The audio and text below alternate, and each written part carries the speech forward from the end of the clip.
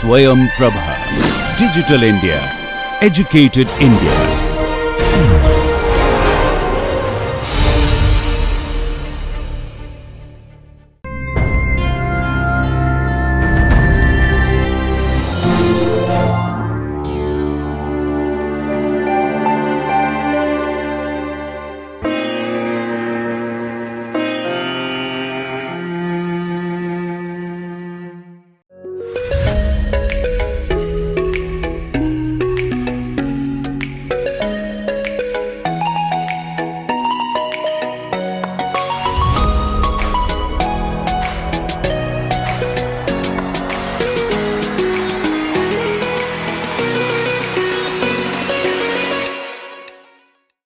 Hello friends.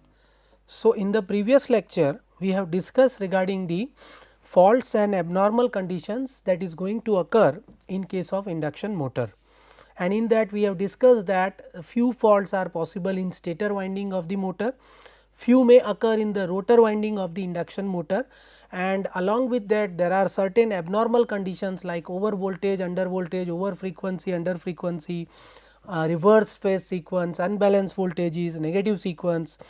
So, all such conditions may occur in case of induction motor, and induction motor may damage. If we wish to achieve protection against that, then we need to decide what type of protection we can provide to the induction motor. So, for that we have also discussed what are the factors that affect the selection of specific protection schemes, and we have discussed different factors like what is the grounding conditions used for motor, what is the rating of motor, what is the application of motor, what is the starting current of induction motor, what is the time current versus characteristic of induction motor, especially in case of time, what is the acceleration time, what type of drive we have used in case of induction motor, what are the environmental conditions for which induction motor is utilized or designed, what is the short circuit current it can withstand. So, several factors we have discussed, and based on that we found that the digital relay or numerical relay is the best option for the protection of induction motor. And after that we have discussed what are the features or capabilities of multi-function digital relay or motor management relay that is used for the protection of induction motor, and we have seen that all types of features or functions are available in a single unit like overcurrent, short circuit, maybe we have the low forward power, or maybe we have the voltage protections related to under voltage, over voltage, over frequency, under frequency, stalling, negative phase sequence, maybe winding temperature measurement is also possible, communication is also possible. So, all such type of features are possible if we use multifunction digital relay for the protection of induction motor. And then we have discussed that if winding temperature or motor temperature increases, then 10% increase in the winding or motor temperature with reference to its specific limit, that will reduce the life of the 50% life of the induction motor. So, with this condition we have seen that basically the motor temperature increases because of two reasons, either insulation failure or mechanical failure. So, for that we have discussed that the heating is a major issue, and if we wish to protect against it, then we have to go for the digital thermal element that is used inside the digital relay, which is one of the main or vital function of the digital relay. So, before we move into the other features of the digital relay, let us see what inputs are required or we need to give as an input to the digital or numerical relay. So, if digital relay or numerical relay is installed in the substation, then as an operator what input I have to give to the digital relay, so that digital relay can carry out the settings automatically based on this given inputs. So, let us see what are the inputs required. So, the first input required, that is known as the rated full load current of the induction motor. Normally it is denoted by I full load. Then you have to input the service factor, right. We will discuss what is service factor. It is basically the percentage of the value of the current which motor can withstand above the full load current, when the normal voltage sequence or voltages are available at the terminal of the induction motor. The third thing that is required is the lock rotor current. Then it is also required the maximum lock rotor time with the motor at ambient temperature or at operating temperature, maximum number of the starting of motor in an hour, that is also required. Let us say you have started the motor 5 times, 6 times or 10 times in an hour. So, that number is also required. Minimum time between the two consecutive start of the induction motor, that is also another important features, and along with that the full load slip in per unit and lock rotor torque in per unit, these two are also the important features we need to use or you need to input to the digital relay. Along with that, you have to also give as an input the minimum no load current of the motor. Motor accelerating time is also required, because this is the normal time required for the motor to reach or to come to the standstill condition or full load slip condition. And then you also need maximum time to reach the motor to full load condition, and this time is normally longer than the motor acceleration time, particularly in pump motor applications when the motor runs at full speed for some time period before the pump reaches to the full load. So, this is also one of the important parameters you need to input to the digital relay. Then you have to also give as an input the CT primary and secondary ratings. So, let us say the CT rating is 500 by 1 ampere or maybe 250 by 5 ampere. So, that values, that ratings also you need to give. Along with that, you need to also give the connections of the CTs. Then you need to give the system phase rotation sequence RYB, RBY and nominal frequency, in our case it is 50 hertz. And then you need to give the VT ratio and connections. If you have used voltage transformer or potential transformer, then that ratio also you need to mention along with the connections. And then you need to mention the another important things, that is the type and location of resistance temperature detector. So, if you are monitoring the temperature of the motor, then you need to give as an input the type and location of the RTD. Now, with this 12-13 inputs if you give to the digital relay, then one of the important element which is known as digital thermal element, which comes under the thermal protection of the motor, that plays an important role. So, in digital relay, if you observe, let us see what is the thermal capacity function or digital thermal function that is available in the digital relay and how it works, what are the features of this function. So, let us see this. So, in digital relay, it gives the percentage thermal capacity function both for stator and rotor, and it is given by the equation, that is percentage thermal capacity of the motor, maybe for stator as well as rotor, that is given by, it is the ratio of present heat estimation, because normally when you use any digital relay of any manufacturer, then each manufacturer gives its own logic for heat estimation. So, it is a ratio of present heat estimation divided by thermal trip value, and this thermal trip value in the denominator is nothing but some threshold. So, if that heat value exceeds this, then tripping or warning that may be initiated.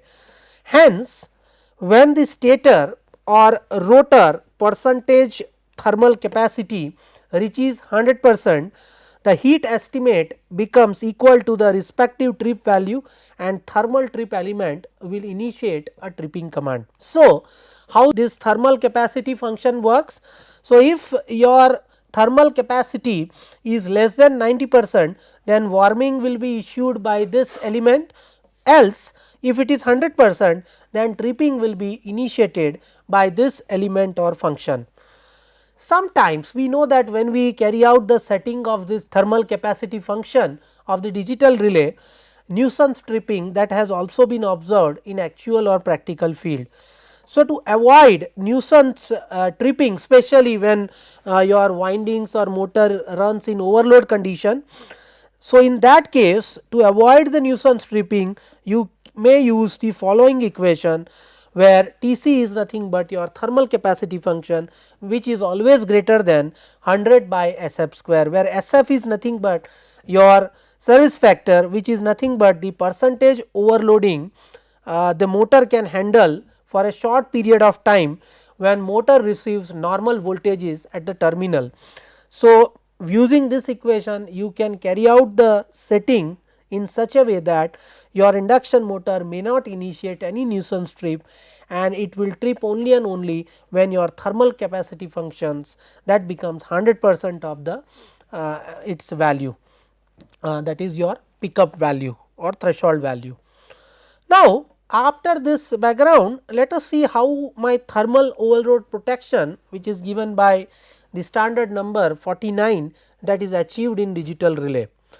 So, digital relay normally offers 3 methods to set the digital thermal element. So, these 3 methods are like this. The first method is known as motor rating method. The second method is known as generic thermal limit curve based method, and third is the user thermal limit curve based method. So, motor rating methods depends on the some constants we will see, and later on the second method that came, and that is generic thermal limit curve. So, we have to give or use the ready made curve given by the manufacturer. So, I think different maybe 50, 70 curves are provided by different manufacturers, and depending upon your application and current and rating, you have to select a specific curve, and accordingly the relay will automatically calculate the value of this percentage T c. The third is the user thermal limit curve method, where you need to enter your own curve, and based on that relay will carry out the calculation and decide the setting. So, with these 3 methods, let us consider and discuss first method, that is known as motor rating methods, and this method is used as a digital thermal element in case of digital relay. So, if I use the motor rating methods, then this method also needs some data. So, when you use this method, the following data you need to enter, like full load current in amperes you need to enter, service factor you need to enter, the locked rotor in currents or locked rotor ampere value also you need to enter, locked rotor time in hot condition and locked rotor time in cold condition, that also need to be given as an input, and locked rotor trip time and other required data also you have to give as an input. So, once you give this data as an input to the digital relay configures a thermal curve based on the calculation of these 3 parameters. So, these are the cool time of the induction motor, the second is the RTC, that is the run state time constant, and third is the trip time for hot and cold condition of the rotor as well as the stator separately. So, these 3 things are calculated based on the data given as an input to the digital relay. So, let us see how these 3 parameters are calculated by the digital relay inside and what equations are used by the digital relay. So, let us start with the first thing, that is known as the run state time constant, that is RTC. So, if we wish to calculate the run state time constant, then using motor rating methods, the important thing is that this calculation is done when RTC is set to the auto condition. If it is set to the manual condition, then the entire scenario will be different, but most of the cases your RTC, that is run time state constant, is set in the auto condition, and based on that we can go for the calculation of the time, that is RTC, based on 2 different category. The first category is if you use your motor as a rotor limited motor, then you have to use this formula for the calculation of runtime constant, and in this formula you can see it is given by this, where you have in the numerator the value of Td, which is known as acceleration factor, which is normally 1. Then you have the another thing, that is LRT hot time. So, that is also normally given, because earlier we have considered that we have to input this. Then in the denominator you have the some constant with natural log with two values. The second is LRA, and your LRA is nothing but the locked rotor ampere, which is nothing but the multiple of full load current. So, if let us say your full load current is 5 ampere, and if your LRA is let us say 5 times the full load current, then LRA value that becomes 5, like that. If it is 10 times the full load current, your LRA values that is equal to 10, like that. On the other hand, if you use stator limited motor, then you have to use this equation for calculation of RTC, and in that again the same LRT hot, that is the lock rotor time when motor is running in hot condition, that is already given. The LRA, that is lock rotor ampere, is also there, and SF, that is the service factor, that is also given. Once you have, or once you calculate the value of runtime constant, maybe for rotor limited motor or maybe for stator limited motor, then you can calculate the cool time of the motor using this equation, which is given by, and it is always greater than 3 times runtime constant plus 1. So, you can use this 3 equations for the calculation of runtime constant and cool time of the induction motor. So, to understand this, let us consider one example and let us see how we can calculate the cool time and runtime constant of the motor. So, for that let us consider a 4000 volt 600 HP induction motor, which is protected by digital relay and which has digital thermal overload element inbuilt, it is available.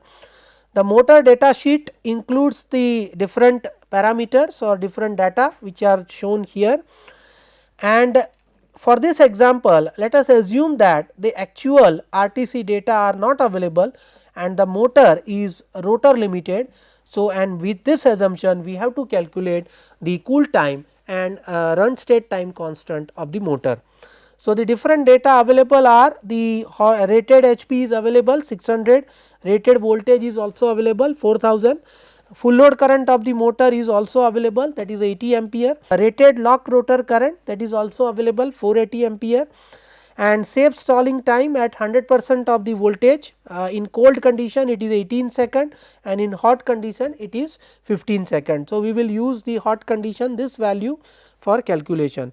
Service factor is also given as 1.2 and acceleration factor we are assuming 1.0. And now, based on this data, let us calculate the cool time and run state time constant of this motor when motor is rotor limited. So, as I told you, when motor is rotor limited, we have to use this equation for the calculation of run time constant. So, let us see how we can calculate this thing. So, for the calculation of RTC, that is run state time constant, we have to first calculate the locked rotor ampere, which is nothing but the ratio of 400 ampere by 80 ampere. So, you can see here in this case 480 ampere it is already given, that is your rated lock rotor current, it is given as 480 ampere, and your full load current of the motor is also given as 80 ampere. So, you can see that it is 6 times the full load current of the induction motor. So, this value LRA value is that is this value.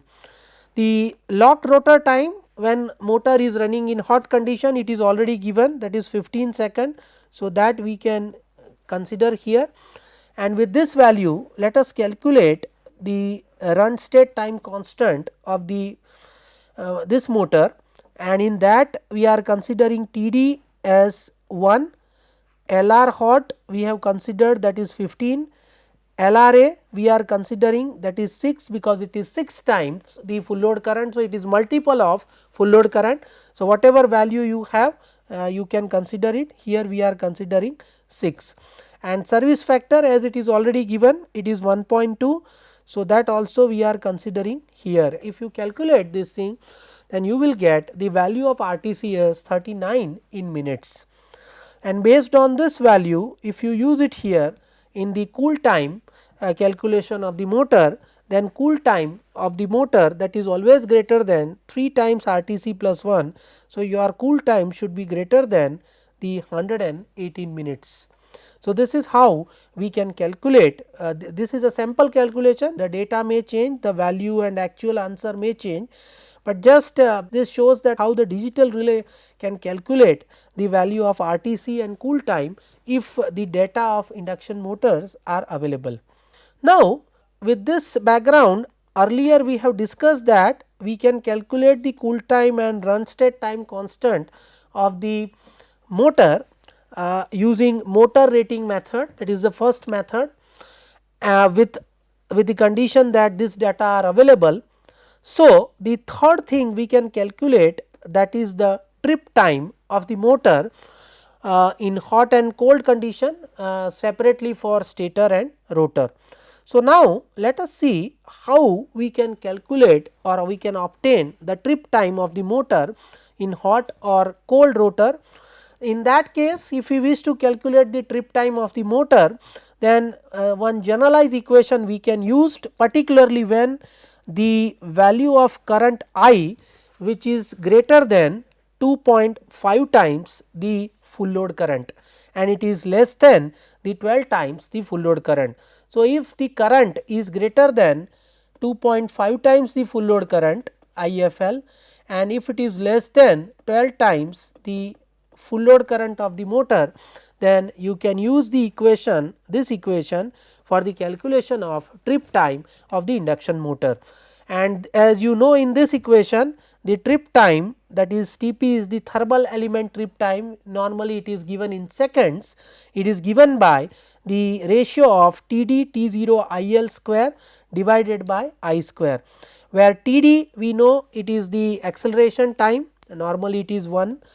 The T0 is the locked rotor time when it is in hot condition, and we have already discussed that LRT hot time is normally given in earlier example, it was given as 15 second. So, that we can consider here. IL is nothing but the multiplication of LRA with the full load current of the induction motor, and I is nothing but it is a ratio of the current given by the motor divided by full load current. So, if some current is given by the motor, if you divide it by full load current, so that value is nothing but your capital I. So, there is a fundamental difference between capital I and the load current IL. I is the ratio of motor current by full load current, whereas IL is nothing but your LRA, which is multiplied with the full load current.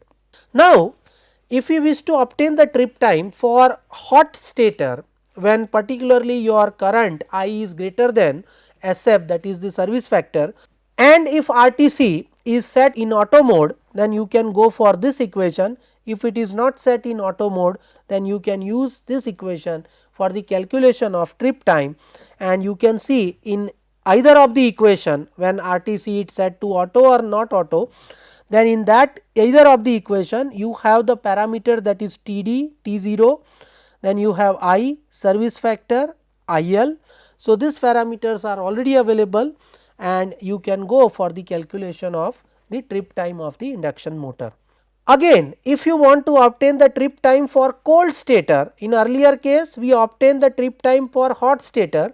Now, if we wish to obtain the trip time for cold stator, then again whether RTC is set to auto or non auto mode, you can use this another two equations for the calculation of the trip time, and again you can see the same parameters T0, Td, SF, IL and I are available in both the equations, using which you can easily calculate the trip time of the induction motor. So, to understand this, let us consider one example for the calculation of trip time. So, let us assume that following data are given for the induction motor. So, its full load current in ampere, it is given as 2.4, the service factor is given as 1.05, the locked rotor ampere, which is a multiple of full load current, that is given as 3. So, directly this factor is given, it is 3 times the full load current. So, basically our full load current is 2.4 ampere. So, 3 times of 2.4, that is 7.2. LR, lock rotor time in hot condition, that is equal to T0, that is given in second, that is 2. The acceleration factor is also given as 1. If it is not given, by default you can take it 1, and RTC it set in auto mode. So, with this data here you need to determine the first rotor thermal overload trip time if the measured lock rotor current is 7.2 ampere, this is given measured value of lock rotor current, and in second case you need to calculate the stator thermal overload trip time if measured motor current is 3.4 ampere. In first case you have to calculate the rotor thermal overload trip time, and in the second case you have to calculate the stator thermal overload trip time provided the measured value of lock rotor current and measured value of motor current, that is given as 7.2 ampere and 3.4 ampere respectively. So, let us consider the first, that is the calculation of rotor thermal overload trip time.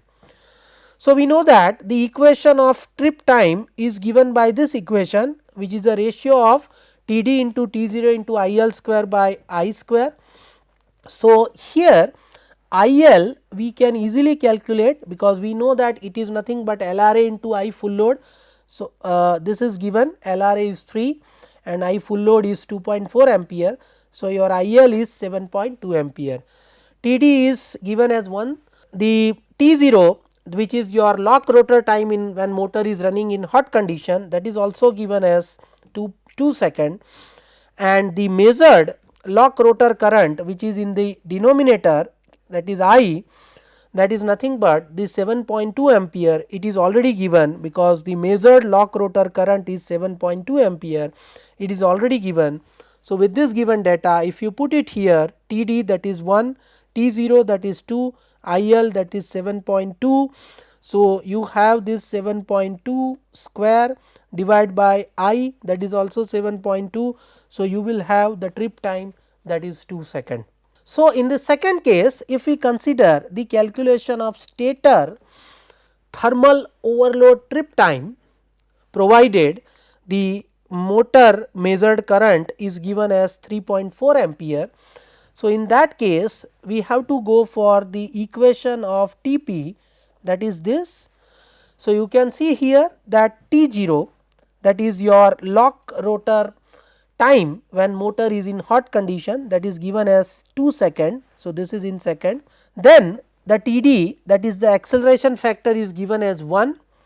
Then you have in the denominator natural log of I L, where I L is given as 7.2, which is nothing but the lock rotor current setting, which is nothing but the multiplication of L R A into I F L. So, your I F L is 2.4 ampere and your L R A, that is 3. So, 2.4 into 3, that is nothing but 7.2. The service factor S F is given as 1.05 and your capital I, which is nothing but the ratio of motor current to the full load current. So, this value of I you can have, that is 1.42. So, it is 3.4, that is the motor measured current, divided by full load current of the motor, that is 2.4. So, you will have the value of capital I, that is 1.42. So, if you put this value here, that is your T 0, that is 2 second, right. Then you have T d, that is 1, in the denominator ln into, you can see it is I L square. So, I L is 7.2 into 0.9 into S F. So, that is 1.05, and if you put this value here, then you can see that in this equation, if you put this value, then you have the value again here also, this is your I which is given. So, you can have finally the value of trip time, that comes out to be 124 second.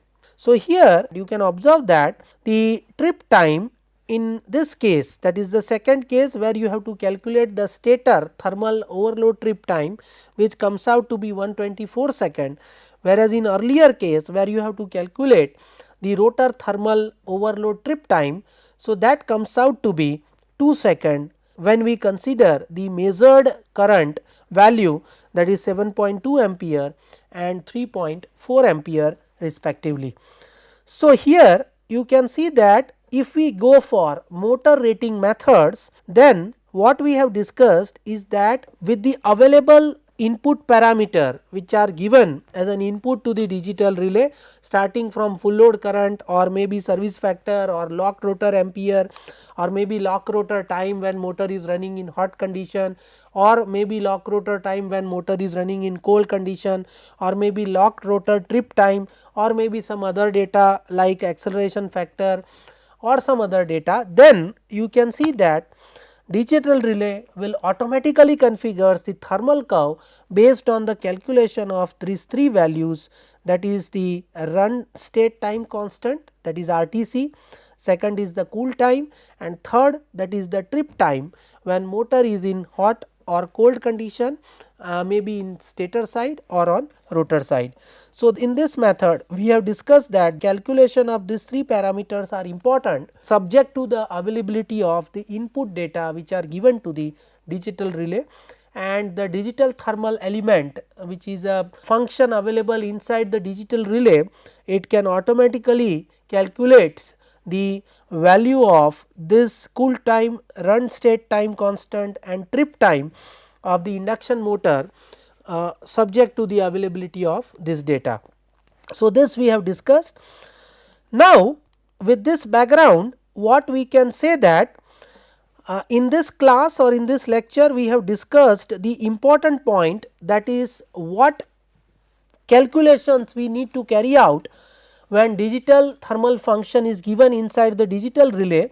So, then we have discussed that basically three methods are available. One is the motor rating method, second is the generic thermal limit curve, and the third is the user data that can be inputted, and based on that the calculation can be carried out.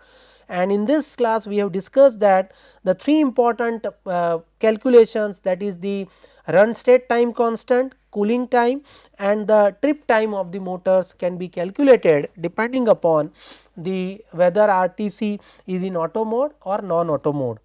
So, in the next lecture we will discuss the second method, that is generic thermal limit curve. Thank you.